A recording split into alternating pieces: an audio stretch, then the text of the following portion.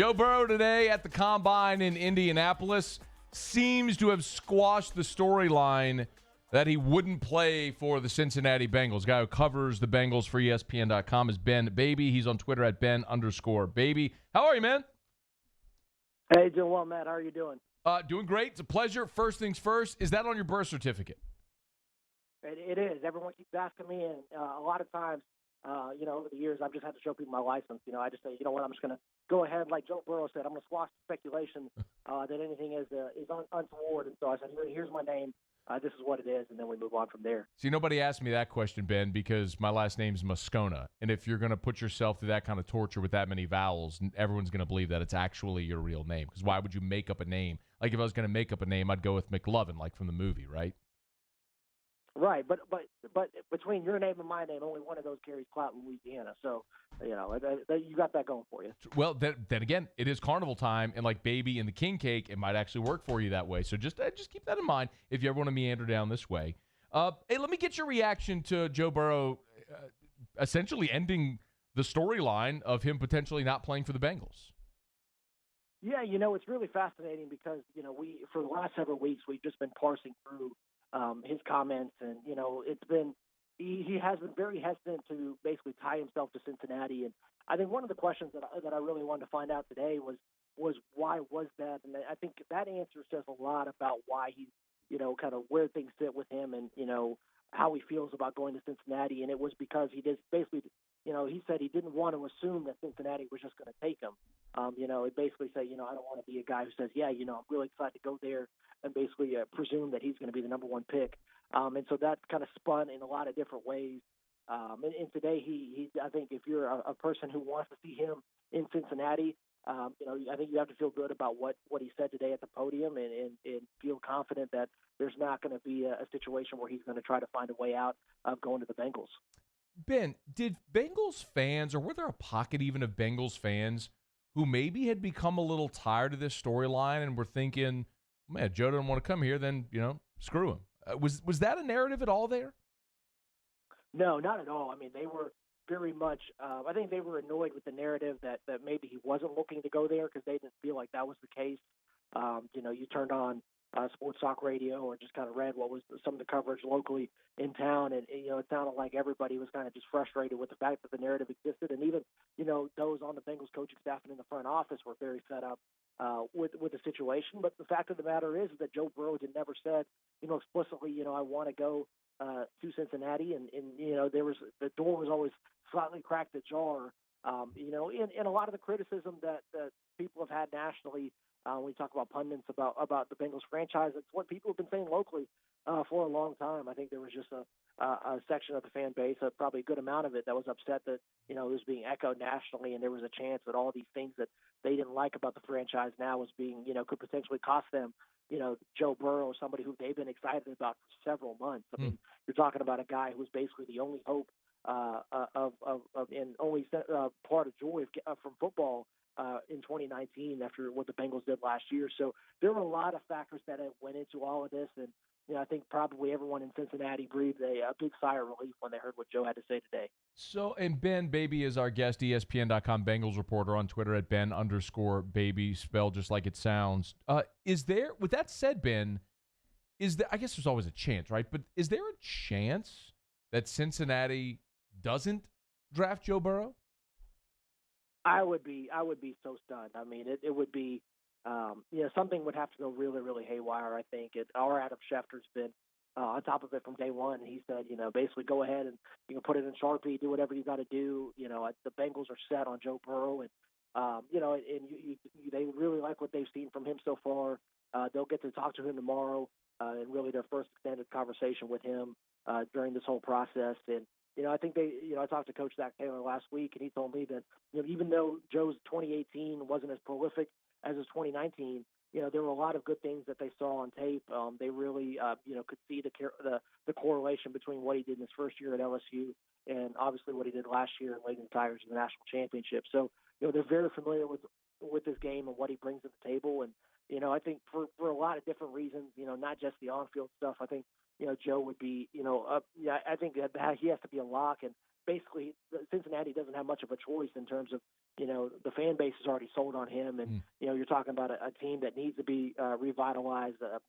The amount of empty tickets last year, or empty seats last year, and tickets unsold, was a massive amount. It's one of the worst attendance they've had since they opened Paul Brown Stadium, and I think only Joe is going to be the one to kind of get things going back in the right direction in many different ways. Just for argument's sake, what if they go through the draft process and Tua checks out and they just like him better as a prospect? Is that a possibility?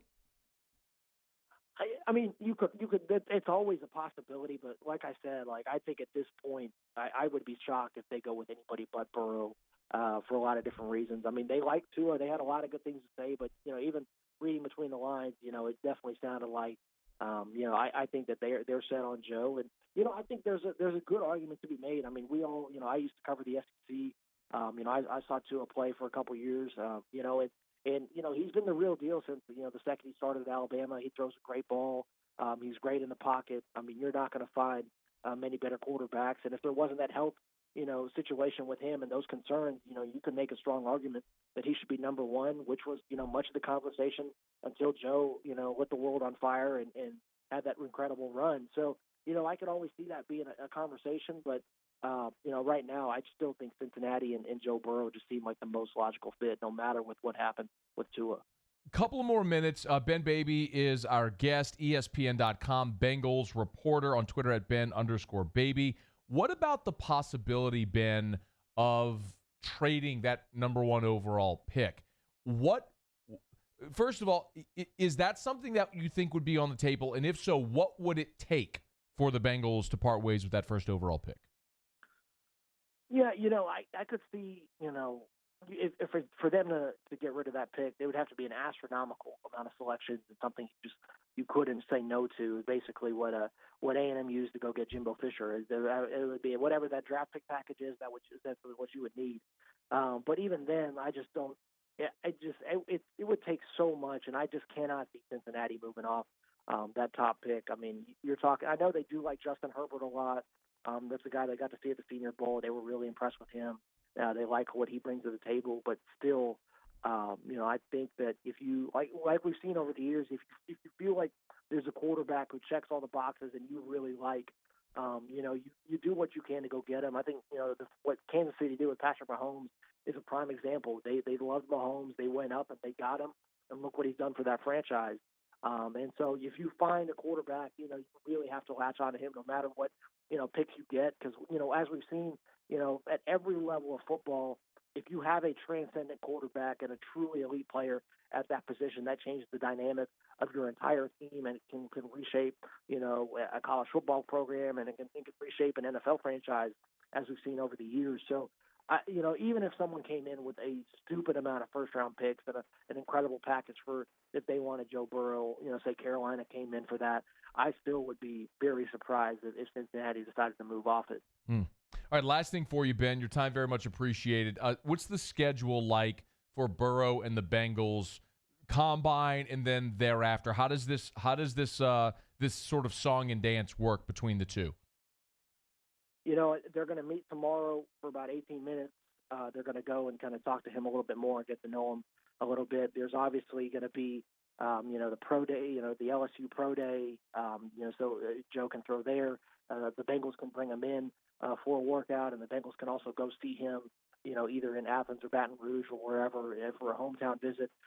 So there's multiple opportunities. I never got the sense at all that they were going to be concerned if Joe Burrow didn't throw in Indianapolis, because there is a lot of time, and there's no reason for Joe to throw again. He just got his season wrapped up not too long ago, and so I think everyone understands the situation. And frankly, I don't know if there's anything they need to see in person after what they've seen on tape over the last several months. And so, right now, I think they're just going to continue to get to know each other, and it's kind of like a court. It's kind of that early stages. But like if this was The Bachelor, this is the early stages.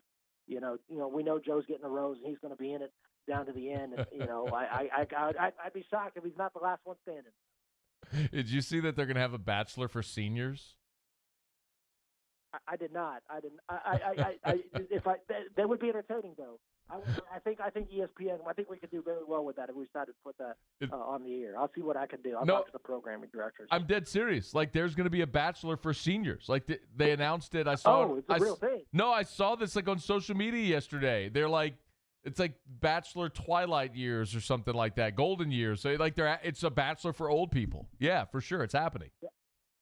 Yeah, I'm gonna go ahead and pass on that. The normal Bachelor is enough for me. Like I think if I can get that in doses, that's more than plenty. But if there's a market for it, we will find a way to get people to watch it. So by all means, instead of a rose, they hand out Werther's originals. That would be pretty good. Ben Baby, he's on Twitter at Ben_Baby. Give him a follow. ESPN.com, Cincinnati Bengals reporter. Thanks, man. We appreciate a couple of minutes. Hey, thanks for having me. Always a pleasure.